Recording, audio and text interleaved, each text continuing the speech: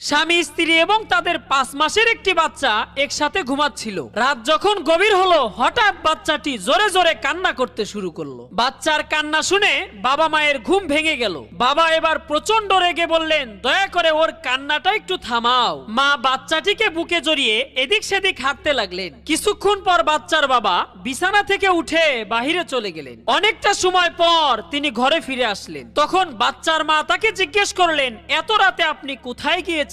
তখন তিনি কেঁদে কেঁদে বললেন, মায়ের কবরটা একটু দেখতে গিয়েছিলাম। স্ত্রী অবাক হয়ে আবার জিজ্ঞেস করলেন, এত রাতে হঠাৎ কি মনে করে? লোকটি উত্তর দিল, আমাদের বাচ্চাটি যখন কাঁদছিল তখন আমার খুব বিরক্ত লাগছিল, কিন্তু লক্ষ্য করে দেখলাম তুমি একটুও বিরক্ত হওনি, বরং ওকে বুকে জড়িয়ে আদর করতে করতে হাসছিলে, কারণ তুমি ওর মা। তখন আমার মনে পড়ে গেল, হয়তো আমিও যখন ছোট ছিলাম আমার মা আমাকে এভাবেই যত্ন করেছিল, তাই মাকে